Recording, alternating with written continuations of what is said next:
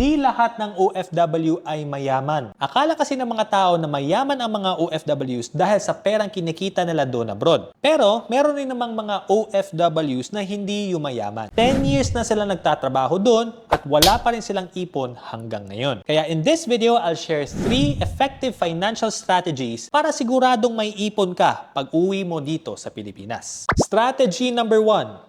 Set aside savings before spending. Natural kasi sa atin na unahin ang mga gastusin kaysa pag-iipon ng pera. Kaya hindi ka dapat magtaka kung bakit hanggang ngayon wala ka pa ring ipon. Mas maganda kung nakuha mo na yung pera mo, magtabi ka muna kahit konti. 5% or 10%, whatever yung amount na practical sa'yo. Ang goal natin dito is to build the discipline na mag-ipon. Strategy number 2. Talk to your family about money. Usapin mo ang pamilya mo kung magkano yung pera na ipapadala mo dito sa Pilipinas. Alamin ninyo kung magkano yung kailangan nila. Is it 20,000 pesos per month, 30,000 pesos per month, or whatsoever? Kung magkano yung pera na kailangan nila, yun lang talaga yung pera na ipapadala mo sa Pilipinas. Unless may emergencies. This will force your family members to learn how to manage money at hindi lang sila palaging aasa sa'yo. At para masulit ang pagpadala mo ng pera sa Pilipinas, you can check out TapTapSend, which is a money sending app designed for OFWs. It has better rates,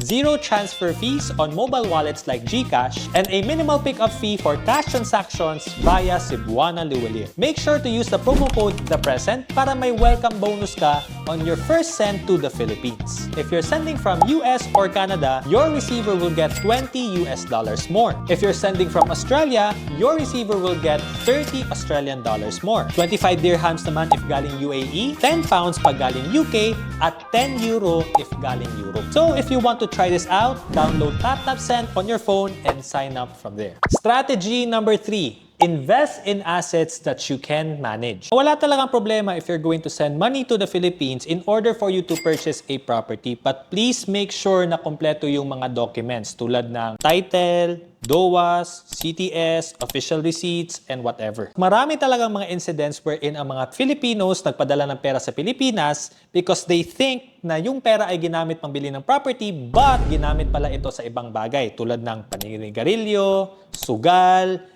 inom, at any unnecessary things. And only to find out na yung pera nila na ginamit dapat for investing ay nawala na. Kaya mas maganda na mag-invest ka sa mga investments na kaya mong i-manage online. Kasi nga, nasa abroad ka. Tulad ng REITs, stock market, mutual fund, crypto, Pag-ibig MP2, digital banks, online time deposits, and whatsoever. Ang point nito is that you have the control on what you would do with your investments. Of course, kailangan natin pag-aralan itong mga investments para hindi rin tayo malugi. Hindi kasi siya guaranteed na pag-invest natin automatic, kikita tayo ng pera. That is why you can maximize the resources available online para matuto tayo. Personally, I do a cost averaging strategy, meaning regardless if the price goes up or down, I buy on a daily, weekly, or even monthly basis. As long as the fundamentals and the financials of that particular asset is good. Baka may suggestion ka for OFWs para siguradong may ipon sila pag uwi nila dito sa Pilipinas. Pa-share naman sa comment section.